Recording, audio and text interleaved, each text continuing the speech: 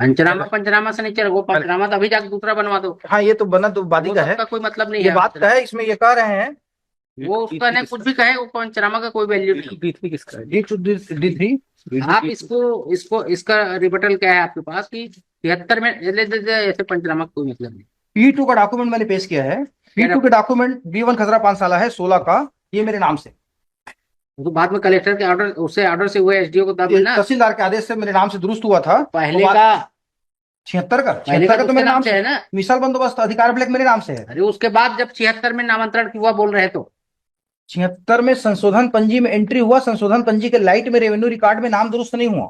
जब नक्शा कटा तब मुझे पता चला, जब में नाम नहीं दुरुस्त हुआ, दुरुस्त जब हुआ तब मैं ऑब्जेक्शन रेस किया 16 में, जब मेरा पता चला। पंजी का है ये संशोधन पंजी है, ये री नंबरिंग पर्चा है, संशोधन पंजी। दामोदर यादव का ये तो है मतलब P2, रिकॉर्ड तो आया नहीं है अभी। हाँ संशोधन पंजी है, अभी कटा तो है नाम इसी में से। संशोधन पंजी है, ऊपर लिखा होगा ना क्या है डॉक्यूमेंट। संशोधन पंजी 6465 6465 D4। उसके बाद का 64-65 के बाद का खसरा B1 का है।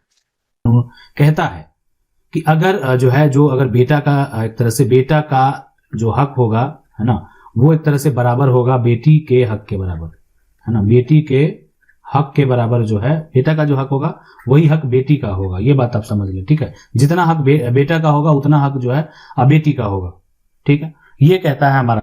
तो अभी अगर मान लेते हैं जो बेटा का हक होगा, तो क्या बेटे के बच्चे का कानूनी अधिकार नहीं होगा? बिल्कुल होगा, है ना। बाप पिता का संपत्ति है, माता का संपत्ति, उसमें उस बच्चे का तो अधिकार होगा ही। इसी तरीके से अगर माँ की कोई संपत्ति है, माँ की मृत्यु हो जाती है, तो उनके जो बच्चे हैं वो कानूनी एक तरह से अपना दावा पेश कर सकते हैं, संपत्ति को प्राप्त कर सकते हैं, इसलिए कि उनका कानूनी अधिकार है, ठीक है। अब बात करेंगे कानून की, और ये कानून जो है ये है हिंदू उत्तराधिकार अधिनियम, ठीक है। सिमिलर कानून है, बहुत ज्यादा अंतर जो है यानी दूसरे धर्म के कानून में भी नहीं है। हिंदू उत्तराधिकार अधिनियम जो है, इसकी अगर बात करें उत्तराधिकार अधिनियम जो है नियम में जो है अगर बात करें धारा 8 की, तो इसके तहत ये कहा गया है कि कोई भी महिला, अगर कोई महिला है, ठीक है, अब ये महिला का जो है सास ससुर का, कोई भी सास और ससुर का जो भी है, इस तरह से संपत्ति में कानूनी रूप से कोई अधिकार नहीं होगा। साफ साफ कहा गया। इस महिला का जो है, अगर कोई महिला ये कहे कि मेरा सास ससुर के संपत्ति में हक होगा, तो हमारा कानून जो है एक महिला को कोई अधिकार नहीं दिया, कोई हक नहीं दिया। आपको हक एक महिला को कहां मिला है? अपने पिता की संपत्ति में। अब जाइए अपने पिता से अपने संपत्ति का हक मांगिए, अपने जमीन में हिस्सा मांगिए, अपने मकान में शेयर मांगिए। ये हमारा कानून कहता है।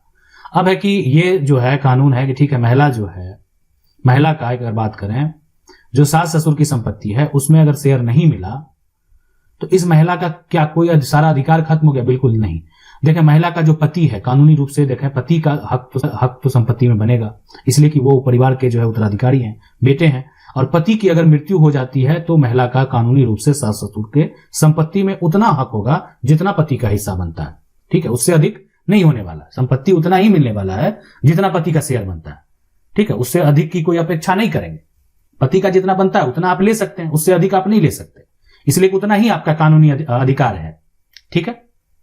तो इसीलिए जब भी कानूनी रूप से जो भी संपत्ति है, संपत्ति का अगर बंटवारा होता है, संपत्ति को अगर डिवाइड किया जाता है, पिता है, माता है, ठीक है, तो इसमें जितने भी हैं, अगर बेटा है, बेटी है, अगर मान लेते हैं ये व्यक्ति नहीं है, ये नहीं है, तो कल को अगर संपत्ति का बंटवारा होगा तो ये बेटा बेटी और इसमें इनकी जो एक तरह से जो विधवा है उनका कानूनी रूप से हक होगा, और इस केस में इनके जो बच्चे हैं उनका कानूनी रूप से अधिकार होगा उस संपत्ति में।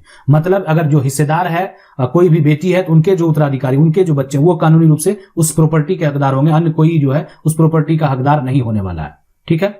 अब है क्या, कोई भी अगर अपनी प्रॉपर्टी को छोड़ना चाहे, कोई भी अपना प्रॉपर्टी को त्याग करने के लिए स्वतंत्र है, उसको आप जो है उस पर दबाव नहीं बना सकते। वो संपत्ति को अगर त्याग करना चाहता है तो वो कर सकता है, उसके ऊपर डिपेंड करता है, उसके स्वेच्छा के ऊपर डिपेंड करता है। वो संपत्ति को नहीं लेना चाहता है तो नहीं ले, तो लेकिन उसके लिए एनओसी देना पड़ेगा उसको, ठीक है। एक नो ऑब्जेक्शन सर्टिफिकेट तो तैयार होगा ना।